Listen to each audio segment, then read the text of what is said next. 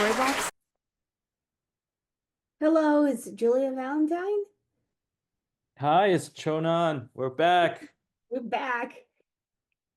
What's our All next right. use case? Yes. So I want to talk about this really interesting use case. We call this research agent. We're kind of the pioneer in the space to actually use it in a consulting firm. So what we've done is, for a client, they wanted some way of doing research, but without spending too much, real manual human effort. So at that time, this is actually almost 2 years ago.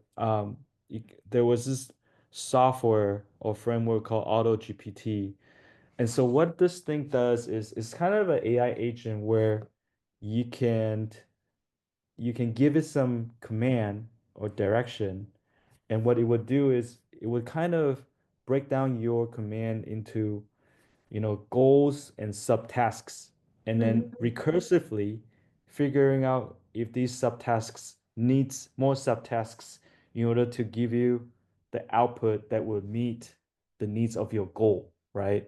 So it's kind of like today somebody asked me, hey, go get lunch, right? And so I have to decompose that command go get lunch into, okay, what restaurant do we want to get lunch from? How do I get there? Do I use Uber Eats? And then what time can they deliver? So all these like sub tasks we kind of have to resolve in order to get food delivered Right, to our house. right. Um, and so the same thing with AI today is, there's this thing called agents where you can ask it to actually do things for you, whether it's online or through like your browser. It can actually carry out a lot of these functions. So what we've done is this is like an early version of these agents where everything was based on text command, but I want to give you some context what you're seeing. This is where I am asking the AI agent to give us a research report on Hmm. some new customer segment that we want to Right. target, right? And so what the AI is doing is, it's trying to figure out, okay, how do I get this report? How do I actually write this report? So it's actually doing research. It's actually Hmm. going out to like Google and getting pages and pages of information and then summarizing it, putting it together, and then outputting all these different reports for me to actually review. So I'll run it really quickly and see if you can follow what's going on. So Hmm. you can see at the bottom, right? It says creating a digital marketing plan for a skincare brand, right? And this is actually me writing, right? Hey, I want to target US Latino women in their 30s, right? So the AI starting to figuring out, okay, all these goals that he needs to actually accomplish, and then it's kind of doing the work behind the scenes, right? It's going out to the internet, conducting research, right? Pulling together relevant documents. Um, I think at that time when we did this, it was just kind of proof of concept, right? So this is a demo, so we just kind of got Hmm. I don't know, like 5, 10 different documents, right? And but it's able to output these plans in text files, right? Now it's a lot more advanced. Like we're able to build nice PDF report, everything with segment, table of content, links to where we got the reference. I mean, it's crazy, right? So the, Totally. when we did it, we let it run for like, I don't know, 5, 10 minutes. Hmm. And it was able to actually give us something very tangible. Now I think today with the technology, you can actually get a very decent report, like a one that comprises of content from hundreds and hundreds Hmm. of articles that people have posted about the topic, Right. and very concisely condensed and written in a summary form for you to reference. And this is again great for a lot of purposes. Market research, lead gen, ebook lead gen, and just reducing a lot of manual work for like a junior analyst to do Right. something from scratch. So highly recommend this for maybe hedge funds, maybe think tanks, companies that they need to do these type of deep research this tool will do it for you. And do you use kind of your own trained version of ChatGPT type thing, or do you use something super specialized here, or did you write the model yourself? So this was at that time, this was built on top of ChatGPT. Like that Okay. we had a framework. They will basically what it would do is it would come up with the prompt for ChatGPT Mm-hmm. and say, hey, we want to break down these goals into subtasks, and then the framework is able to um, arrange these answers in a logical fashion and then summarize them so that I can output it as a report, right, to reference later, which is helpful, for us to actually reference down the road. For sure. The one of the issues that I've had with that is uh, if you want to publish it, if it's for your internal consumption, it's all great.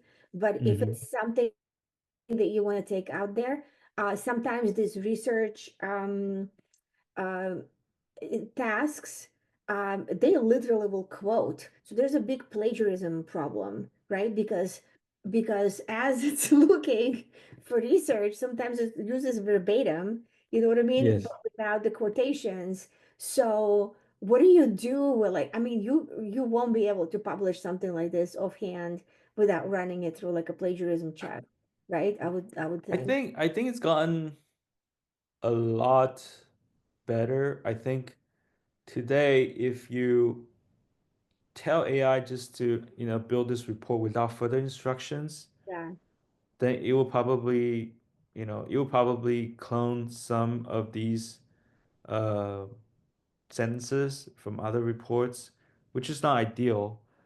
So that's why today when we do this, we always provide additional overhanging instruction to say, hey, we want this to be an authentic report written from the perspective of this company or whatever it is, right? Right.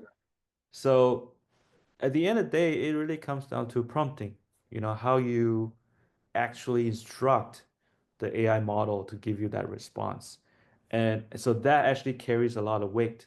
It could influence, the outcome of these, yeah, 100%. Yeah. reports. So just tell it not to plagiarize.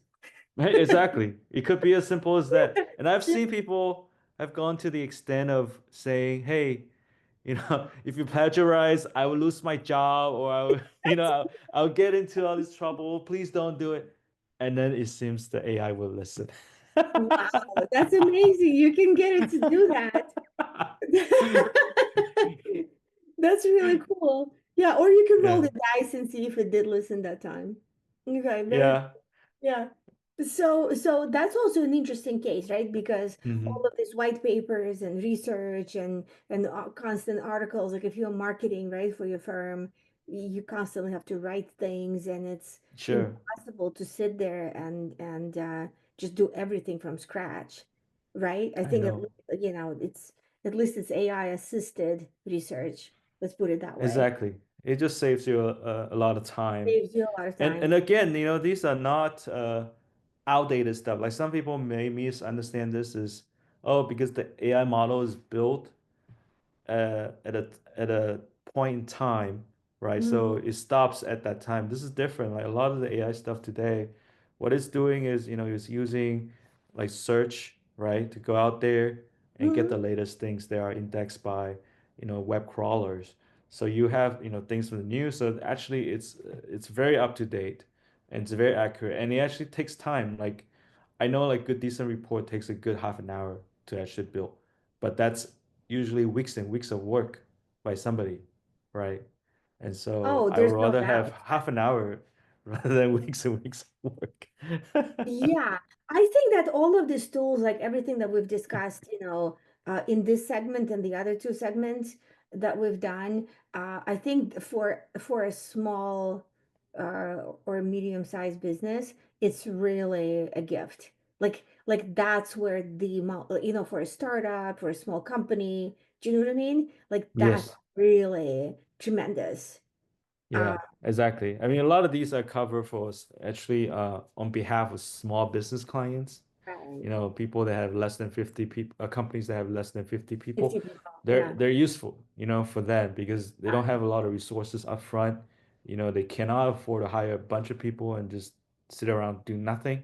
Right. So that's where you have these automation tools, you know, AI tools that come in actually can help do a ton of work. And if you hire an outside company to do this marketing, they're going to go to AI anyway.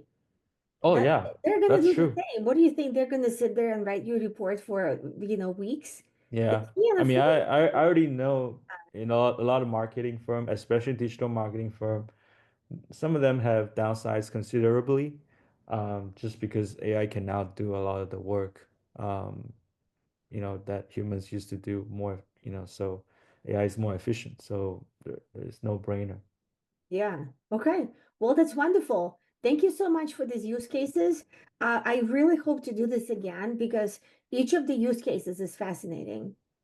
You know, Thank you. and the fact that you Thank you. put real life examples out there on YouTube, thank you so much for that. I really enjoyed watching it. No, Yes. seriously, and I was like, oh, Thank you. I have all these questions for you. So thank you for the opportunity. Oh, yeah, Oh gosh, it's anytime. really a Love to privilege. come back to your Yeah, show and share more yeah, things as we, you know, do more things for people. So, yeah, let me know. absolutely. As soon as possible. But Okay. we'll have our people reach your people. I mean, our AI agents will be in touch with your AI agent Yeah. to schedule Yes. that. Yes, that's the future. That's where we're That going. is the future. Yeah, let them sort this out. All right. Well, it was wonderful, and thank you again so much. Thank Thank you. Thank you. you. Take care.